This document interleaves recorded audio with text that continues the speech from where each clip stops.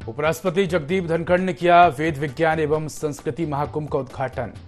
गुरुकुल कांगड़े विश्वविद्यालय में कार्यक्रम का किया उद्घाटन। मुख्यमंत्री पुष्कर सिंह धामी भी रहे मौजूद।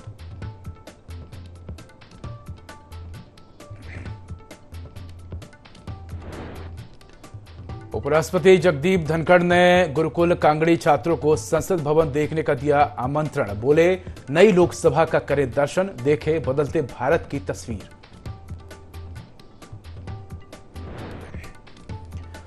कोविड को लेकर सीएम धामी ने स्वास्थ्य विभाग को दिए तैयारी के निर्देश। कहा, अस्पताल लैब पूरी तरह तैयार रहे। अभी तक राज्य में नए वेरिएंट को लेकर कोई केस नहीं।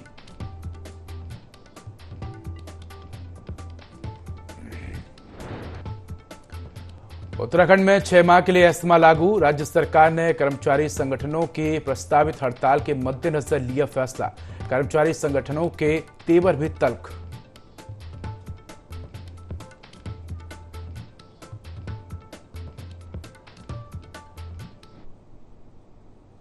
नमस्कार, मैं हूं उदय। देवभूमि लाइव में आपका स्वागत है। बुलेटिन की शुरुआत करेंगे तमाम बड़ी खबरों के साथ। भारत के उपराष्ट्रपति जगदीप धनखड़ हरिद्वार दौरे पर रहे। इस दौरान उन्होंने गुरुकुल कांगड़ी विश्वविद्यालय में आयोजित वेद विज्ञान एवं संस्कृति महाकुंभ का उद्घाटन किया, जो महर्षि दयानंद सरस्वती की 220 जयंती के अवसर पर आयोजित किया जा रहा है। ये कार्यक्रम 25 दिसंबर तक चलेगा, जिसमें उत्तर प्रदेश के मुख्यमंत्री योगी आदित्यनाथ भी शामिल होंगे। इस दौरान उपराष्ट्रपति जगदीप धनखड़ के साथ उत्तराखंड के मुख्यमंत्री पुष्कर सिंह धामी और उत्तराखंड के राज्यपाल लेफ्टिनेंट जनरल गुरमीत सिंह भी मौजूद रहे। वे अपने उद्बोधन में उपराष्ट्रपति ने गुरुकुल कांगड़ी विश्वविद्यालय के विद्यार्थियों को संसद भवन देखने के लिए आमंत्रित किया और कहा कि वे बिना समय गवाए एक बार संसद भवन जरूर देखने जाएं। और इस दौरान मुख्यमंत्री पुष्कर सिंह धामी ने कहा कि अब हमें वेदों की ओर लौटना होगा।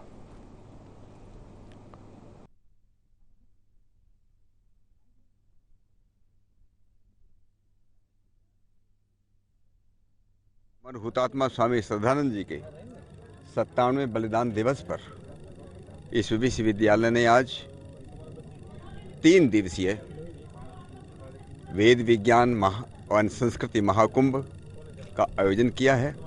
और उसके लिए आज भारत के महामहिम उपराष्ट्रपति आदरणीय श्री जगदीप धनखड़ जी स्वयं उपस्थित हुए अपनी विदुषी धर्म पत्नी के साथ। इसलिए सबसे पहले मैं अपनी तरफ से पूरे विश्वविद्यालय परिवार की तरफ से मैं उनका आभार व्यक्त करता हूं। और मेरा विश्वास है कि जो भावनाएं, जो विचार उन्होंने व्यक्त किए कि 2047 तक इस देश के यशस्वी प्रधानमंत्री मोदी जी का जो संकल्प है कि इस देश को हम विश्वगुरु बना करके रहेंगे, पूर्ण रूप से विकसित करेंगे, उसके लिए इस विश्वविद्यालय की एक महत्वपूर्ण भूमिका होगी, ऐसा मेरा विश्वास है। पुनर्निर्माण हो रहा है और आम लोगों में अपनी प्राचीन विरासत के प्रति एक गौरव का भाव आज उत्पन्न हो रहा है। आदरणीय प्रधानमंत्री जी ने एक भारत श्रेष्ठ भारत के सपनों को साकार करने हेतु उत्तराखंड की हमारी डबल इंजन की सरकार निरंतरता से काम कर रही है। जितना भी समय हमको मिला है, एक पल एक क्षण रुके बिना लगातार ये प्रयास है कि हम तेजी से उत्तराखंड को आगे ले जाए। आप सबके सहयोग से, जैसा आप सब जानते हैं, बहुत सारे कार्य और महत्वपूर्ण और कठोर निर्णय हमने पिछले सालों में लिए हैं।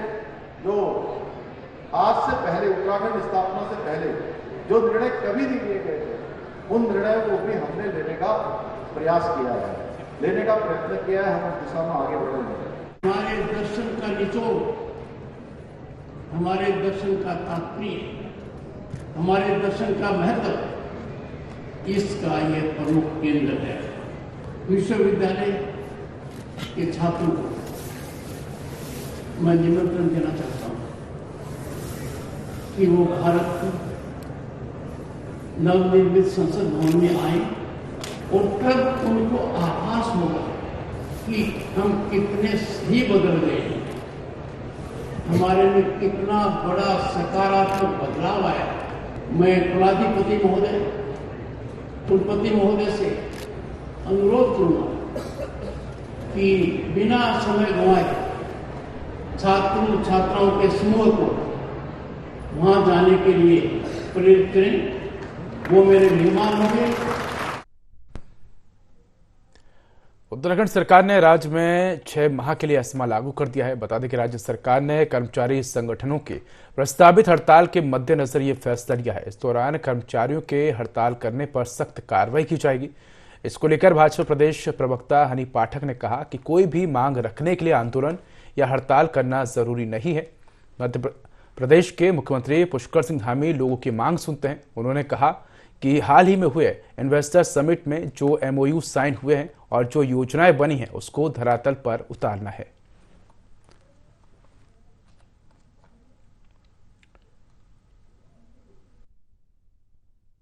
देखिए, कोई भी मांग रखने के लिए जरूरी नहीं है कि कोई भी आंदोलन ही किया जाए और आमरण अनशन पे बैठा जाए या कोई आंदोलन किया जाए। मांग रखने के कई पटल होते हैं और जहां तक हमारे भारतीय जनता पार्टी की बात है तो मुख्यमंत्री श्री पुष्कर सिंह धामी जी लगातार लोगों की मांगे सुन भी रहे हैं और मांग रखने के कई और भी तरीके होते हैं।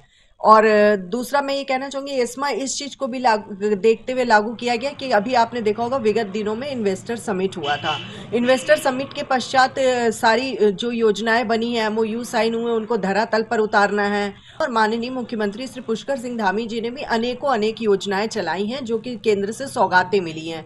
उसको धरातल पर उतारने के लिए सभी सरकारी कर्मचारियों की काफी जरूरत होती है।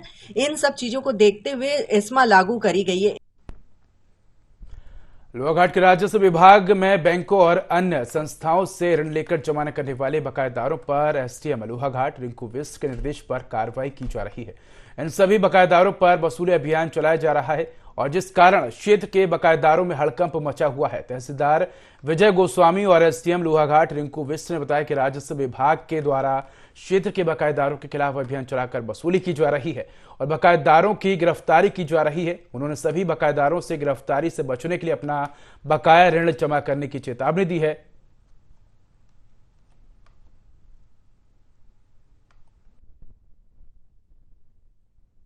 द्वारा बैंक और विभिन्न विभागों की वसूलियां की जाती हैं, जिसमें कि प्रारंभिक स्तर पर हमारा दबाव पड़ता है कि हम साइटेशन इश्यू करते हैं। साइटेशन इश्यू करने के बाद में अगर आदमी अपना जो बकाया प्रस्तुत नहीं करता है तो उसकी गिरफ्तारी और उसकी चल अचल संपत्ति कुर्की की जाती है।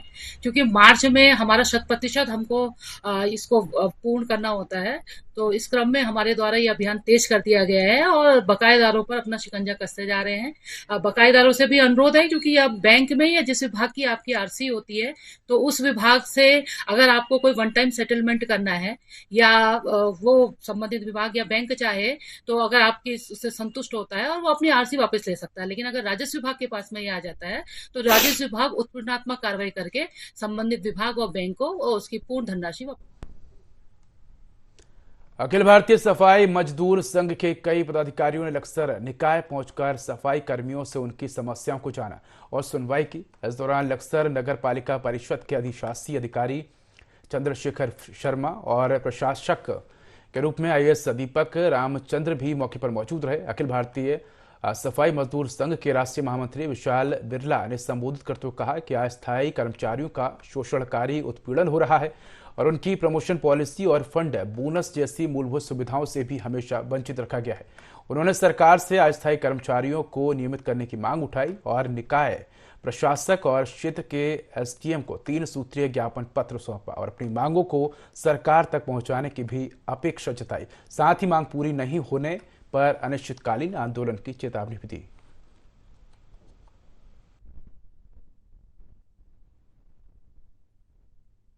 प्रयास रहेगा कि कर्मचारियों का कितना भी डिमांड होगा ना, उसका निस्तारण के लिए हमारा स्तर पे या हमारा ऊपर अभी निर्देशालय के हमको पत्रचार करेंगे हम भी, ताकि सफाई का सुव्यवस्था बनी रहे।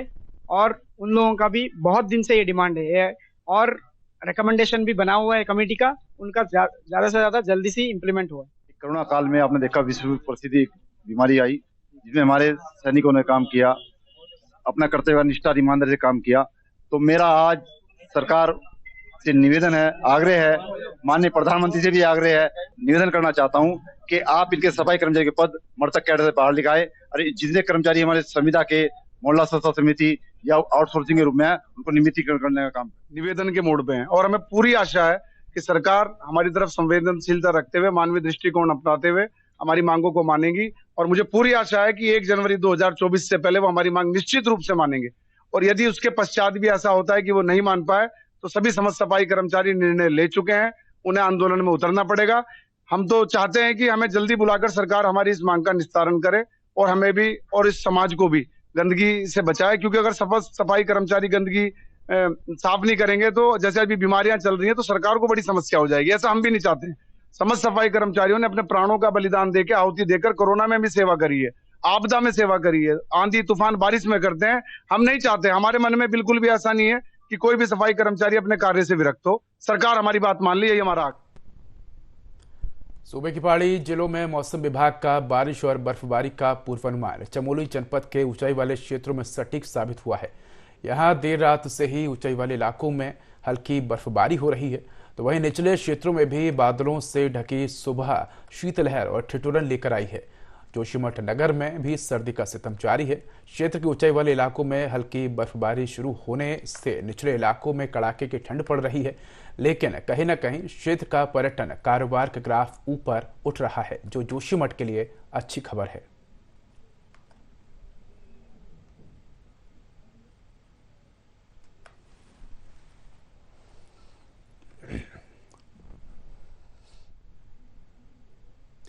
नंदा देवी राष्ट्रीय पार्क क्षेत्र के चाय कंपार्टमेंट में लगी पहाड़ियों में अचानक से दावानल धधक गई, जिसके चलते चाय गांव के नजदीक की पहाड़ी का एक हिस्सा धू धू कर जलने लगा। पहाड़ी के ठीक सामने स्थित नंदा देवी नेशनल पार्क जोशीमठ के मुख्यालय में खबर मिलते ही पार्क की विशेष टीम आग पर काबू पाने मारवाड़ी चाय क्षेत्र की पहाड़ियों की ओर रवाना हो गई। दिसंबर माह के चलते पहाड़ी पूरी तरह ड्राई हो रखी है, लिहाजा आग भड़कने का खतरा ज्यादा है। वनकर्मी आग पर काबू पाने में जुटे रहे। आखिरकार वन कर्मियों ने 2 घंटे की कड़ी मशक्कत के बाद आग पर काबू पा लिया।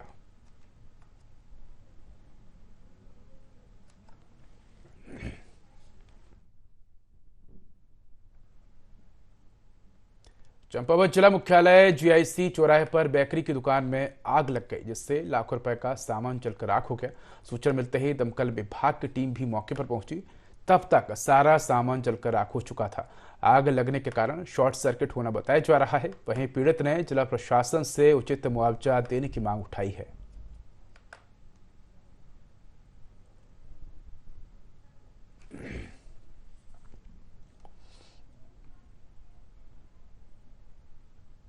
खबर देहरादून से है, जहां स्थायी निवास की बाध्यता को खत्म करते हुए सरकार ने मूल निवास को ही स्थायी निवास मानने का आदेश जारी किया है, जिसके बाद से सियासी घमासान मचा हुआ है। तमाम विपक्षी पार्टियां इसका विरोध कर रही हैं। इसको लेकर यूकेडी के पूर्व केंद्रीय अध्यक्ष काशी सिंह ने प्रेस कॉन्फ्रेंस करके सरकार पर मूल निवास और स्थायी निवास को लेकर जो विसंगतियां फैलाई जा रही हैं उसमें स्थिति स्पष्ट करने की मांग की है। साथ ही यूकेडी ने सरकार से 2 प्रमुख मांगे भी रखी।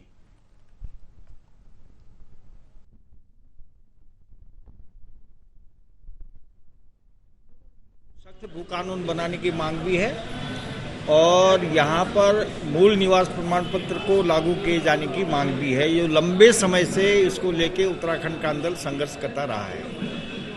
आज सब जनता में ये जागरूकता फैली है। राज्य बनने के 23 साल बाद ये अच्छा संकेत है, जनता जागी है और उस जनता के साथ मिलकर उत्तराखंड का आंदोलन और विभिन्न संगठन इस मांग को उठा रहे हैं और सरकार से ये मांग करते हैं कि सख्त भू कानून लागू किया जाए और मूल निवास प्रमाण पत्र की उपयोगिता लागू की जाए। ये दोनों मुद्दों को लेकर कल हमारा संघर्ष है। पर्यटन नगरी मसूरी में क्रिसमस की तैयारियां जोरों पर है और यहां स्थित चर्चों को सजाया जा रहा है। वहीं रंग रोगन का कार्य भी किया जा रहा है। ईसाई समुदाय को क्रिसमस के त्योहार का पूरे वर्ष भर इंतजार रहता है। खासकर बच्चों के सेंटा क्लॉज द्वारा दिए जाने वाले उपहार बेहद पसंद आते हैं। वहीं दोनों केरल सिंगिंग के कार्यक्रम भी आयोजित किए जा रहे हैं और शाम के समय ईसाई समुदाय के लोग हाथों में मोमबत्तियां लेकर प्रभु यीशु मसीह के भजन गाकर घर घर जाते हैं और जहां पर उनका भव्य स्वागत किया जाता है। मसूरी में कई अन्य चर्चों को भी बहुत ही खूबसूरत ढंग से सजाया गया है।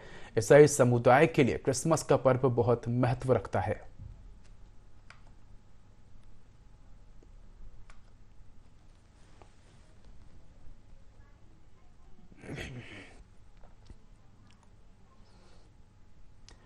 31वीं राष्ट्रीय बाल विज्ञान कांग्रेस की राज्य स्तरीय प्रतियोगिता में जोशीमठ की प्रिंसी पांडे ने प्रथम स्थान प्राप्त किया है।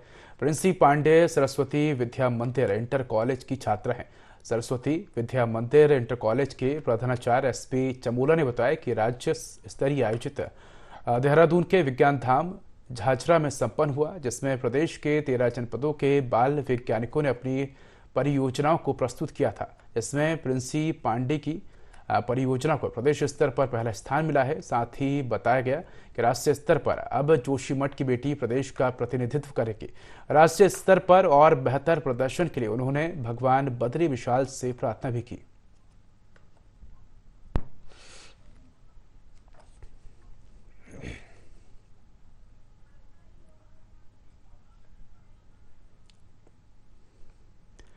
चंपावत जिले के लोहाघाट विधानसभा क्षेत्र के नेपाल सीमा से लगे महाकाली नदी के किनारे कृषि बाहुल्य क्षेत्र की फसलों को जंगली जानवरों से बचाने और अन्य सुविधा देने की मांग की गई है।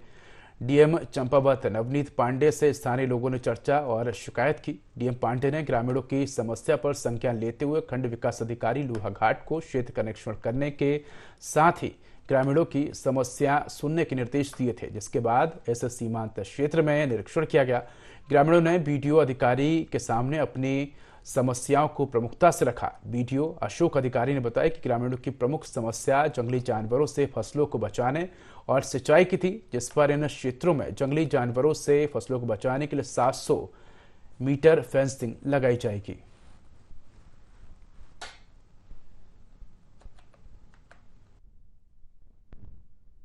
मटियानी, नथु घाट है, कुसमौत घाट है, वो खेती के लिए बहुत उपयुक्त है। चाहे बागवानी हो, साग सब्जी हो या कृषि संबंधित कोई भी खेती हो, उसके लिए वो बहुत ही उपयुक्त जगह है। आज भी वहाँ पर जो है 90% आबादी वहाँ रहती है। काफ़ी क्षेत्रों से पलायन बढ़ा है, लेकिन वो एक ऐसे गांव है जो सीमावर्ती अंतिम गांव है। वो नकेला और मटियानी जो कुसमौत घाट है अंतिम गाँव है, लेकिन वहाँ अभी भी 90% जो है आबादी वहाँ खेती करती है।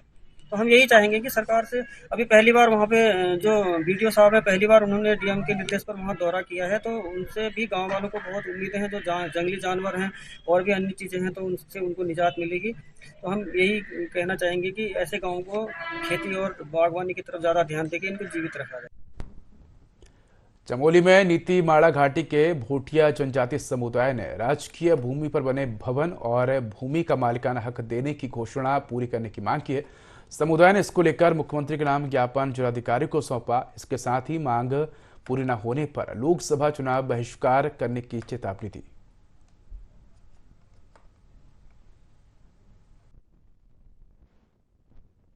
लोगों का मांग ये है कि जो हमारे शीतकालीन का जमीन है वो हमारा नाम नहीं हो रहा है, इसीलिए आज हम लोग यहाँ रखे हैं। शासन प्रशासन से हम पे कोई ध्यान नहीं दे रहा है। हमारे नीति और माणा घाटी से हमारे सभी जनप्रतिनिधि और हमारे जितने भी हमारे जागरूक जो लोग हैं, बुद्धिजीवी लोग, उनका एक शिष्टमंडल यहाँ पे आया है और माननीय मुख्यमंत्री जी को हम डीएम साहब के माध्यम से हमने अभी ज्ञापन दिया हुआ है, जिसको हम मुख्यमंत्री के माध्यम से देश के प्रधानमंत्री जी को हम भेज रहे हैं। जो हमारे जनजाति के लोग हैं, जिनका शीतकालीन प्रवास जो है अभी तक भी उनके नाम पे नहीं है, तो उसके लिए आदेश भी हो गया है, लेकिन अभी तक धरातल पे नहीं हुआ है। लोकसभा के चुनाव बहुत जल्दी नज़दीक आने वाले हैं और इस समय हमारी बैठक में ये निर्णय लिया गया है कि अगर समय रहते या लोकसभा से पहले अगर हमारे जनजाति के लोगों का भूमिधरी का अधिकार नहीं दिया जाता है, तो संपूर्ण जो हमारी नीति घाटी के जितने भी हमारे भोटिया जनजाति के लोग हैं, वो इस बार इस चुनाव का बहिष्कार करेंगे। विकसित भारत संकल्प यात्रा मंगलोर के नगला गांव पहुंची, जहां केंद्र सरकार की जन कल्याणकारी योजनाओं की जानकारी दी गई। साथ ही ग्रामीणों ने अधिकारियों को अपनी समस्याएं बताई। यात्रा के दौरान लोगों को कई योजनाओं का लाभ दिया जा रहा है।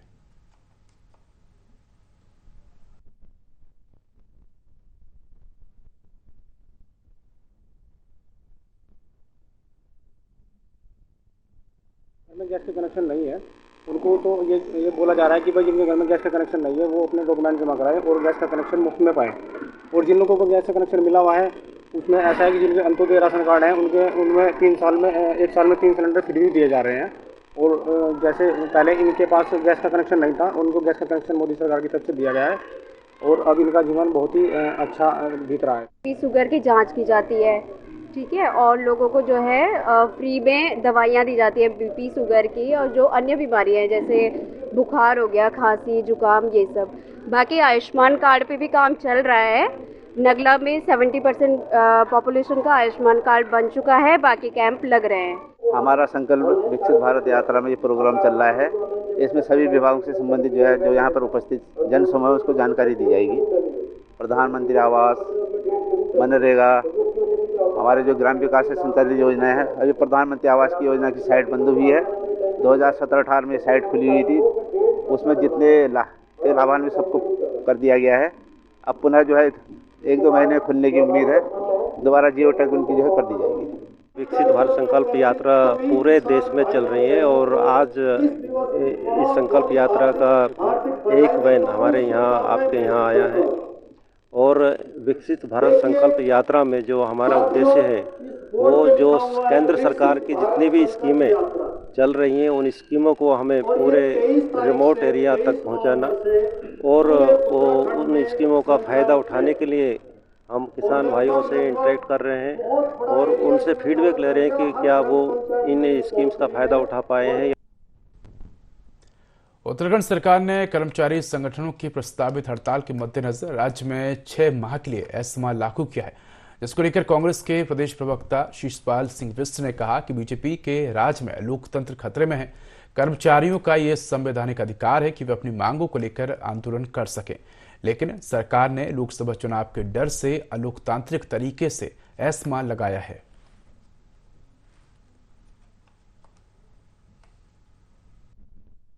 लगातार संविधान की धज्जियां उड़ाई जा रही हैं।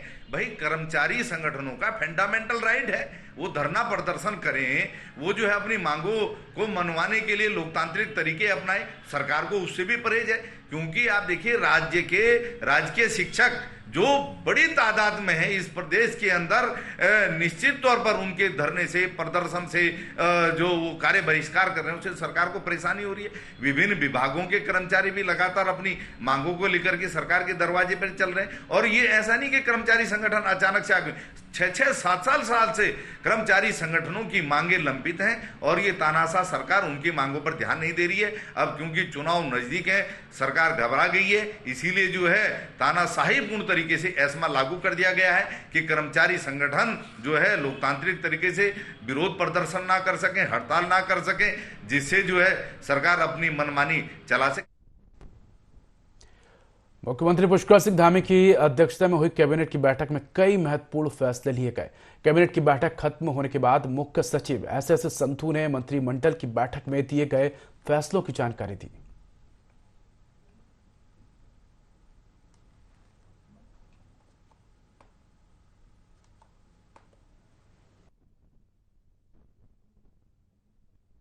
पहला मत परिवहन विभाग का था।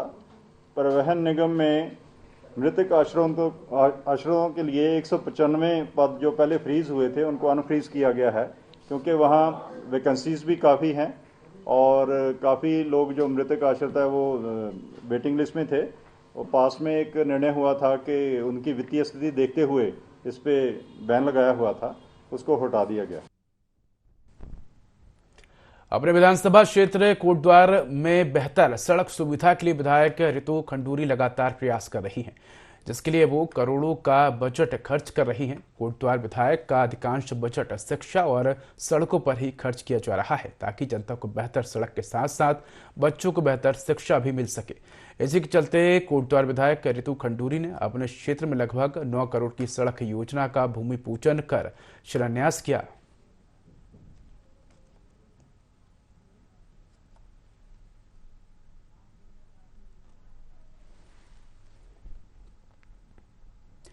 भाजपा महानगर देहरादून की ओर से विशाल युवा पद यात्रा की शुरुआत की गई।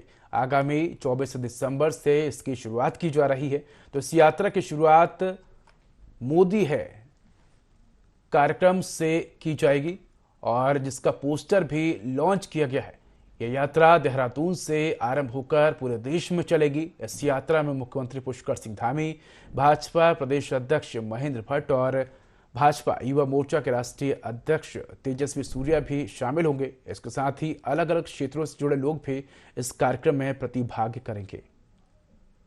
तो 24 दिसंबर से यात्रा की शुरुआत होगी।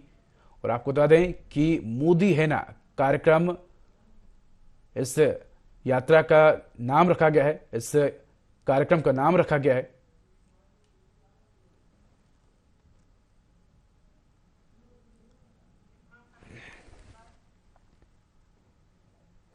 तो फिलहाल इस बुलेटिन में इतना ही। खबरों के अधिक अपडेट के लिए देखते रहिए IND24। नमस्कार।